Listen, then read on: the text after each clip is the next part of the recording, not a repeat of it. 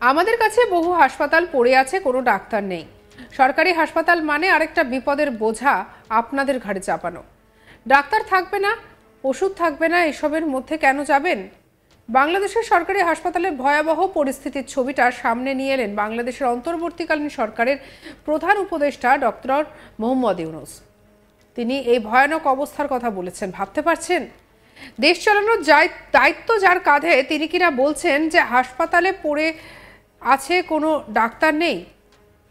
দিন কয়েক আগে তিনি বলেছিলেন যে ভারতের হাসপাতালের আর প্রয়োজন তাদের হবে না।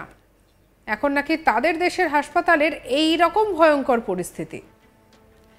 শুক্রবার বাংলাদেশের সরকারি হাসপাতালগুলোর কি পরিস্থিতি তা নিয়ে সাংবাদিক সম্মেলন করেন অন্তর্বর্তীকালীন সরকারের প্রধান মোহাম্মদ ইউনূস। আর সেখানে তিনি বলেন, আমাদের কাছে বহু হাসপাতাল পড়ে আছে, কিন্তু কোনো ডাক্তার নেই। সরকারি হাসপাতাল মানে আরেকটা বিপদের বোঝা। ডাক্তার থাকবে না, ওষুধ থাকবে না, এসবের মধ্যে কেন যাবেন?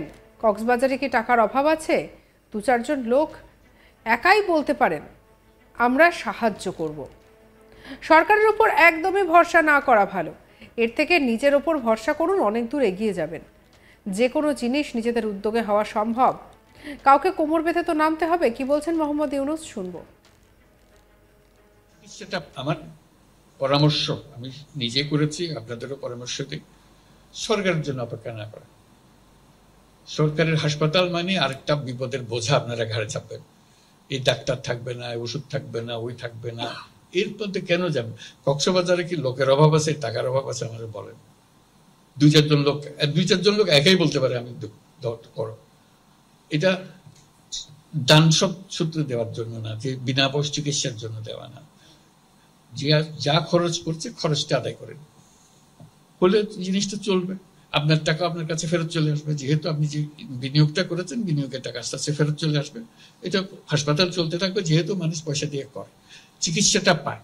সরকারি চিকিৎসার সমস্যা হচ্ছে আপনি যেটা চাচ্ছেন সেটা পাচ্ছেন না, ডাক্তার নেই। আমাদের কাছে বহু হাসপাতাল পড়ে আছে, কোনো ডাক্তার নেই।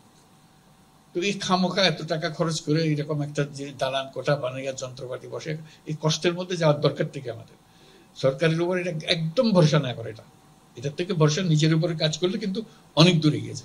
আপনারা যদি আজকে এই মিটিংয়ে একজনে বলে যে আমি করব, আপনারা সবাই আমাদের সমর্থন দেন, আমি করব, দেখবো যে হয়ে যাবে। এটা জায়গার কোনো অভাব নাই কাজে।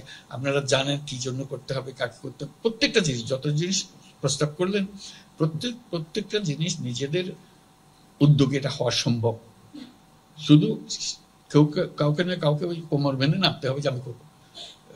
কক্সবাজারের লোকের একটা বৈশিষ্ট্য হলো, তারা মাথার ভিতরে একটা ঢুকলে এটা আর বের করা যায় না। কথা ঠিক নয়? কথা মাথার ভিতরে ঢুকে ফেললাম না, না পারিয়ে যাও। একবার ঢুকি গেল কিন্তু কই যাবে। ওনারা কই দন্তে সরকার এখনো হাম লাগতো না, আর ব্যাকিং করে ফেলেন। এই লবণের কথা হয়, ইনারা বুঝছো ব্যবসার কথা, সরকারের কি আছে, গভর্নর কি আছে?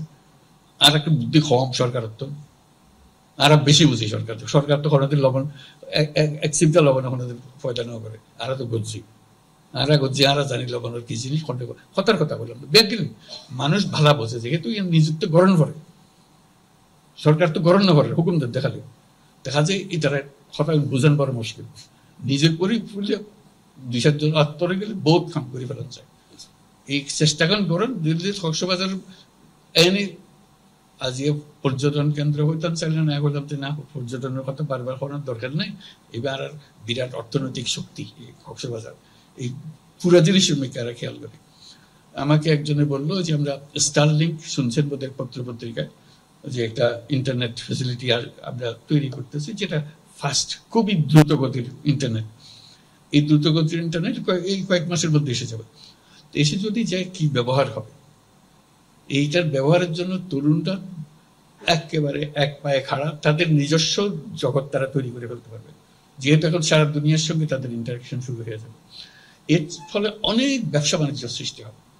আমাকে একজন জিজ্ঞেস করলো যে এত ব্যবসা বাণিজ্যের কতগুলো বড় বড় ব্যবসা সৃষ্টি হবে প্রযুক্তি ভিত্তিক, কোথায় নিয়ে যাবেন, কোন জায়গাতে এটা ফোকাস একত্রে রাখবেন?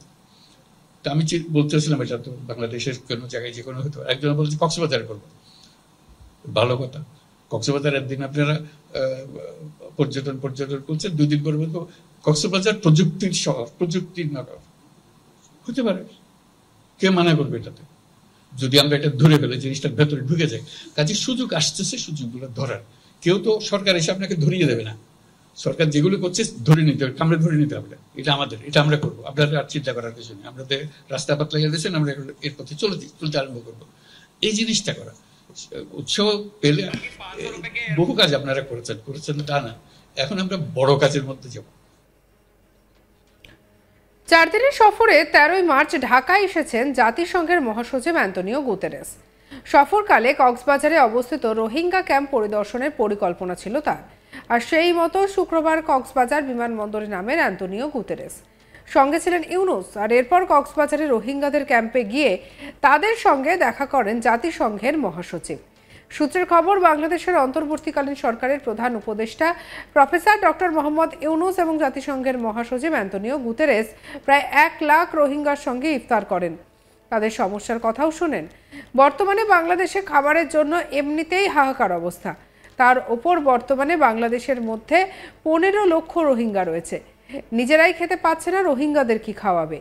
এই অবস্থার মধ্যে জাতিসংঘের কাছে নিজেদের বেহাল অবস্থার কথাও তুলে ধরেন ইউনুস। সেই নিয়ে তিনি গুতেরেসের সঙ্গে বৈঠকও করেছেন। এর আগে 2018 সালে বাংলাদেশ সফরে এসেছিলেন জাতিসংঘের মহাসচিব গুতেরেস।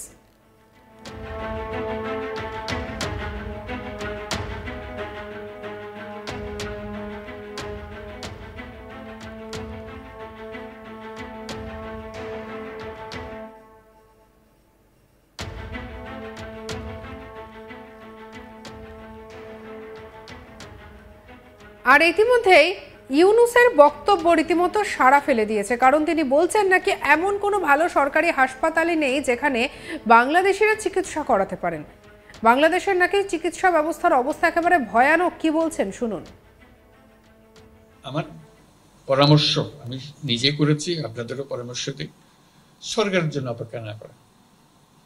সরকারের হাসপাতাল মানে আরেকটা বিপদের বোঝা আপনারা ঘাড়ে চাপবেন। এই ডাক্তার থাকবে না, ওষুধ থাকবে না, ওই থাকবে না, এর মধ্যে কেন যাবেন? কক্সবাজারে কি লোকের অভাব আছে, টাকার অভাব আছে? আমাদের বলেন। 2-4 জন লোক একাই বলতে পারে আমি করো। এটা দান সব সূত্রে দেওয়ার জন্য না, যে বিনা বয়স চিকিৎসার জন্য দেওয়া না। যে যা খরচ করছে খরচটা আদায় করেন, হলে জিনিসটা চলবে। আপনার টাকা আপনার কাছে ফেরত চলে আসবে, যেহেতু আপনি যে বিনিয়োগটা করেছেন বিনিয়োগের টাকা আস্তে আস্তে ফেরত চলে আসবে। এটা হাসপাতাল চলতে থাকবে, যেহেতু মানুষ পয়সা দিয়ে করে চিকিৎসাটা পায়। সরকারি চিকিৎসায় সঙ্গে রাখুন আজ তাক বাংলাকে। অন্যান্য খবরের জন্য লাইক করুন, শেয়ার করুন, সাবস্ক্রাইব করুন। আমরা এখন রয়েছি হোয়াটসঅ্যাপে, ফলো করে নিন, আপডেটেড থাকুন।